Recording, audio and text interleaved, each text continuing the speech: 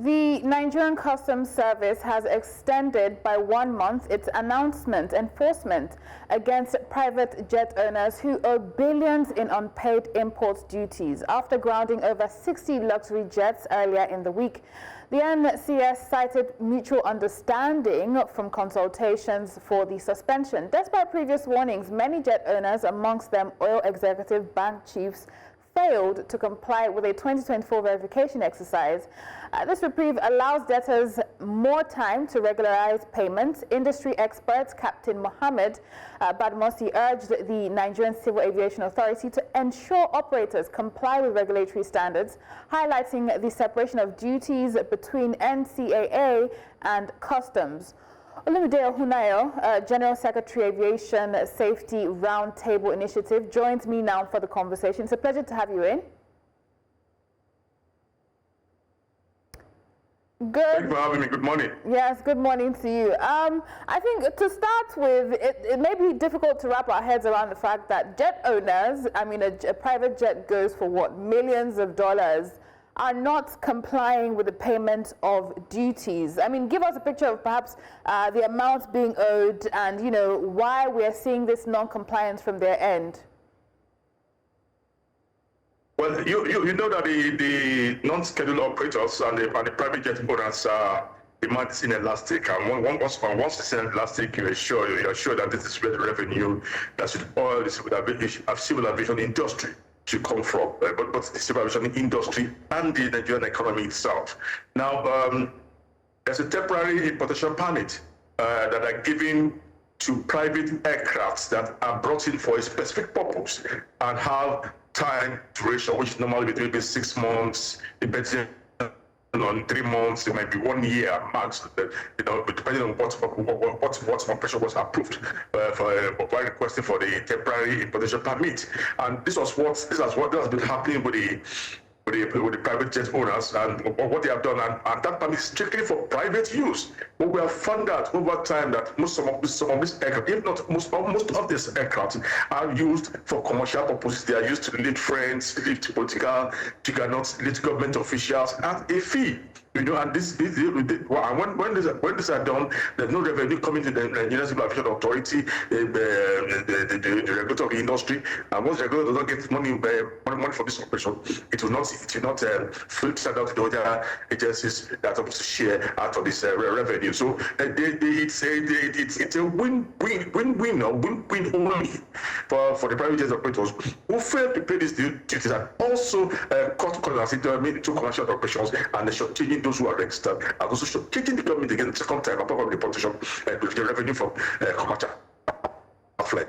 And I think it has taken so much a long time for the government to react to this abnormality. And again, after I'm surprised that over a year now they've been on this, and they're still extending again. They've extended this payment twice, and to this is the third extension. Yeah. I just hope this will be the final extension. There's a need to set the record straight and let people know that there's a difference between private operations and commercial operations. Commercial operations will have waivers, and when you bring an aircraft in for a number for a limited time, you are giving this waiver because it is meant for a private operation and for a specific period. And you cannot now abuse the waiver. This is what has been happening. And when you find out this have no reach and those who have access to the presidency, that they can do something. Right. So I mean, there's definitely need for some level of intervention. But as you have pointed out, this is the third extension, the third postponement by the Customs Service. What do you think what would you say this points to? Perhaps, you know, referring to regulatory weakness, because this is pretty much the elites, right, who patronize or have these private jets and government authority. So what does this say about regulatory weakness here in Nigeria and in that sector? Well, of late, the regulator has woken up. If you notice, we've had some issues, some aircraft incidents, and even accidents with the private jet operators who go behind and participate in commercial activities. And you hardly can get them because they use brokers who secretly negotiate these flights and get the passengers, get their commission, and you find that an aircraft that is supposed to be for a private operator is flying to about 7 or 8 places in a day. And you be wondering where is the man going that is going on up to about 8 cities or 7 cities almost on a daily basis. So it's difficult, but I think that the time has come around for the to sit up, to get harder. I think they're making a lot of improvement in catching these rogue flights. And I think the only thing they can do is to continue the hard work. But first and foremost, let us start from the politician mode of those aircraft. If you have brought this aircraft in, then allow the government to take what is eligible to them and what is theirs. We cannot have your cake and eat it. You want comfort, then you pay anywhere in the world. Anybody that operates or owns a private jet knows he has to pay for the services, its maintenance, its cost of reportation, and cost of services within. And these are not for this is not charge free. These are revenue that is supposed to come to the government, both on the government side and on the aviation sector side, to help all the industry and subsidize even the commercial operations, so that normal passengers can fly more at a cheaper rate. And I think we should work towards that. The rich and powerful always want to be the system, but there must come that Moses that said there is time for judgment, and we must face the reality of life. Yeah, it's a luxury service, so they should be able to pay the due duties.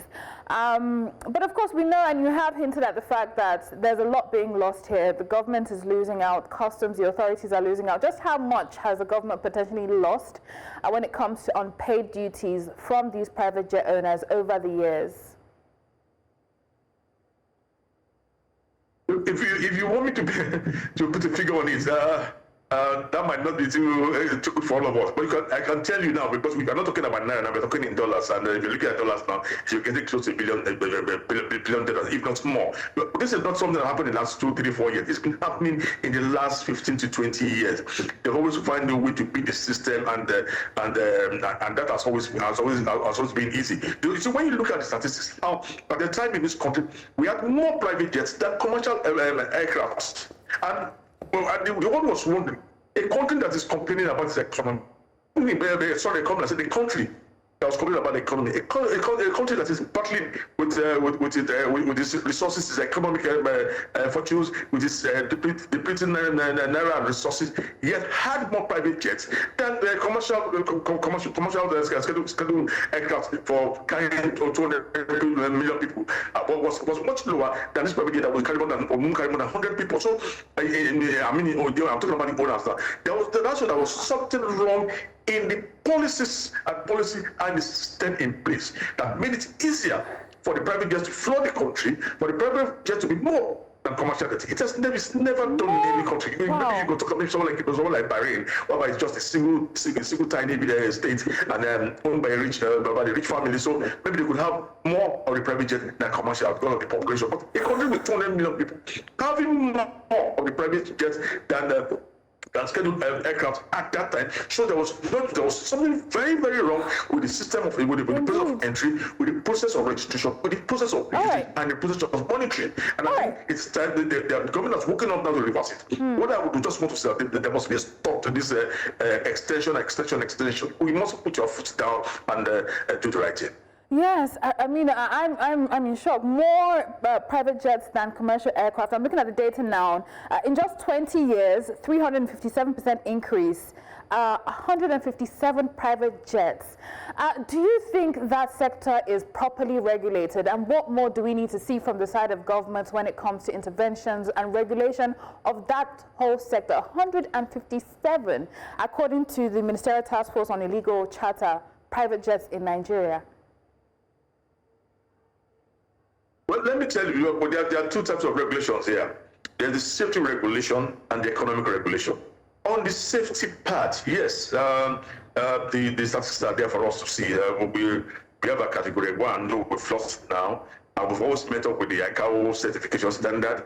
And if you look at the crashes compared to what was obtained in the country in the past, with the accidents and incident rates in Nigeria has drastically reduced. We will have more incidents from these private jet operators than the scheduled operators. But also we've done well in regulating them safety-wise. The economic side of the regulation is where I have an issue. Now, the customs have come up to see that these people are owing importation fees for this aircraft who have been flying for a long time, and I just hope they're not only going to collect that importation fee, but they should accumulate the amount of years that they have spent per aircraft in the Nigerian airspace to get accumulated to get more funds. Again, like I said before, some of these aircraft, or most of them, are used for commercial purposes, and when they're used for commercial the agencies lose money, and because they lose money, the country is losing money. It's also affecting aviation conditions. APP. Also, definitely. So because of time, because of our time, they are supposed to be re-exported back. Come with their crew, both maintenance and flying crew. That by depriving Nigerians of job, depriving Nigerians of training, depriving Nigerians of experience, and all this. All right, there's definitely need for more oversights. Because of our time, Olumide, Ohunayo, we are going to have to cut this conversation just a little short. It has been interesting getting all the details from you, and hopefully we don't see another postponement from Nigerian Customs. But thank you so much for sharing exactly what's happening in that sector with us on the show today.